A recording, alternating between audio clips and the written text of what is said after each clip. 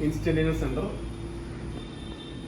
or a crank and connecting rod mechanism or a slider crank mechanism. In this case, this is the crank. This is the crank. It's given that it is rotating at 300 rpm clockwise direction. It is rotating in clockwise direction. So this is the crank. This is the connecting rod. Connecting rod. Okay. Its length is 1.2 meter. Okay. This is the slider or piston. You are asked to find the velocity of this piston when this angle, when it is 30 degrees. When this crank angle is 30 degrees. Okay. So first let us locate the instantaneous center. Okay. This is the point A. Velocity of this point, linear velocity of this point will be, and this is the center. Okay, this is the radius. It rotates in clockwise direction, so linear velocity will be perpendicular to this link.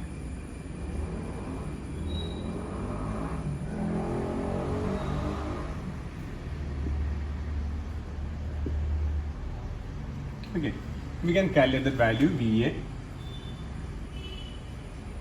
Formula is R omega. Radius is 0.3 meter. Omega.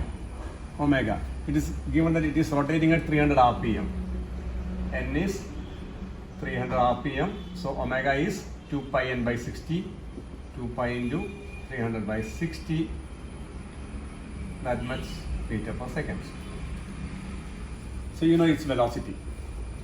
Next, as this crank rotates in this direction, it will pull the piston or slider towards right side. So this will tend to move in this direction.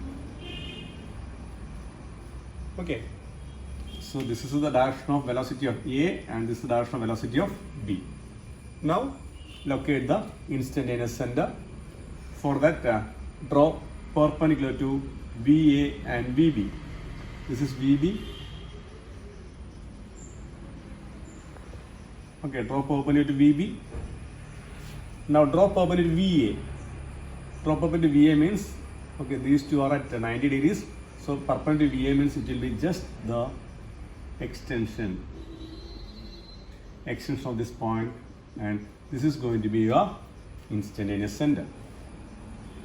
Now apply the relation VA by VB is equal to IA by IB. Already you know the value of velocity of A. You have to find the velocity of piston. For that you need to get the values of IA and IB. Remember this triangle, that is triangle BAO, is not a right angle triangle. Okay. To get the values of IB and IA, we have to consider this big triangle. Okay, this is a right angle triangle. This is a right angle triangle with this angle being 90. Okay, so first let us try to find this distance. Let us find this distance, BO. Okay, for that, let us drop a perpendicular here.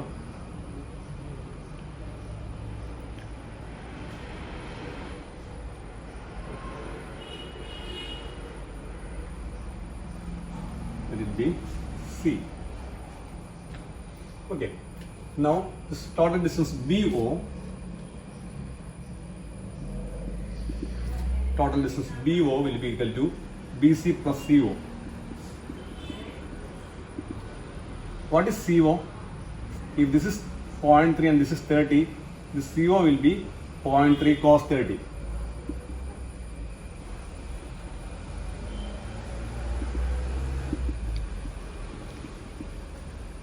Okay, now you can find the value of BC by considering this triangle BAC. This is 1.2. AC AC will be, if this is 0.3, this is 30, this is 0.3 cos 30 and this will be 0.3 sin 30. Okay, hence apply the Pythagoras theorem, you can get the value of BC. Okay, once you get the value of BC, you know already the value of CO, so you can find the value of BO.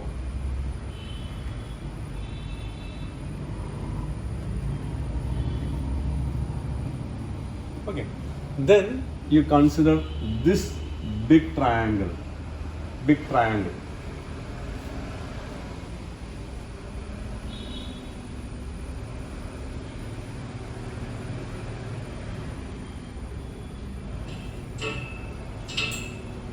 This big triangle, you know value of BO, this angle is 30. This angle is 30. Okay, so you can find the value of IB. Tan 30 will be equal to IB by BO. From that you will get the value of your IB. Once you get, so now you know value of IB, you know value of BO. Now these two are known to you, you can find the value of your IO. Therefore total IO, apply the Pythagoras theorem.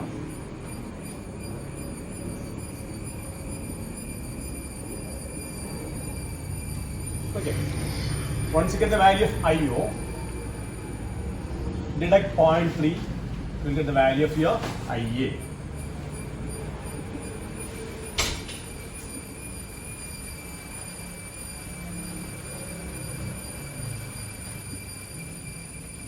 That's all.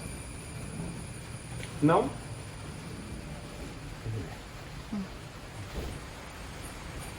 this is how you calculate the velocity of piston. So procedure I shall just summarize.